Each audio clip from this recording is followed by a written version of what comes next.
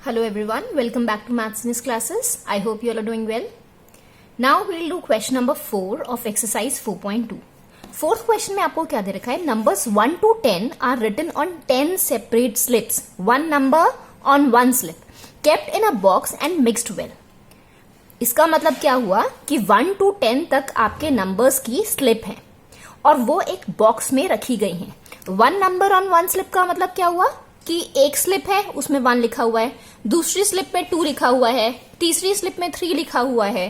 Fine, तो अलग अलग नंबर्स की अलग अलग स्लिप है. ऐसा नहीं कि 1 की 2 स्लिप्स हो गई या 3 स्लिप्स हो गई, ऐसा नहीं है. 1 नंबर ऑन 1 स्लिप मतलब अगर 1 की एक स्लिप है तो 1 की एक ही स्लिप है, इससे ज्यादा स्लिप्स नहीं है. So these are kept in a box and mixed well. Now you have one slip is chosen from the box without looking in to it. एक स्लिप आपने उठाई उसमें से, ठीक है, और देखना नहीं है वो स्लिप को, एक हमने स्लिप उठाई है. Now you have to tell the probability of getting a number 6. अब क्या प्रोबेबिलिटी है कि नंबर 6 ही आए? अब आपको पता है ना कि प्रोबेबिलिटी कैसे फाइंड करते हैं? Favourable outcomes upon total number of outcomes. Event की जगह आप क्या लिख सकते हो? Probability of getting a number 6. Bracket में क्या आ जाएगा? Getting a number 6. ठीक है, तो क्या हो जाएगी प्रोबेबिलिटी कि 6 की ही स्लिप आए. तो आपको पता है कि टोटल स्लिप्स अब कितनी हो गई? 10 स्लिप्स हो गई. 1 to 10 तक लिखी हुई है ना स्लिप्स, 10 सेपरेट स्लिप्स हैं, तो 10 स्लिप्स हो गई टोटल. तो टोटल नंबर तो हमारा आता है नीचे. अब क्या प्रोबेबिलिटी है कि 6 ही नंबर आए? तो हो सकता है जब आपने स्लिप उठाई तो वो 6 नंबर की हो सकता है वो 1 की हो, 2 की हो, 3 की हो, किसी की भी हो सकती है स्लिप वो. फाइन, तो 6 की हो, प्रोबेबिलिटी एक ही तो रहेगी क्योंकि एक ही तो स्लिप है जिसमें 6 लिखा हुआ है.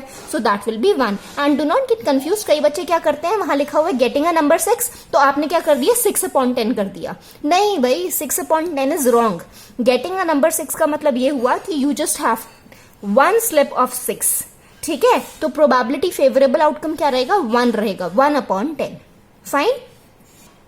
Now the second part is a number less than 6. Number less than 6 का मतलब क्या हुआ कि 6 से छोटे नंबर्स की ही स्लिप आए. और 6 से छोटे नंबर्स आपके कौन कौन से हुए? These are 1, 2, 3, 4 and 5. ये आपके 6 से सारे छोटे नंबर्स हुए. Fine, so these are your favourable outcomes. तो total how many numbers are there? They are 5 numbers. ठीक है, तो प्रोबेबिलिटी क्या हो जाएगी? Probability will be 5/10,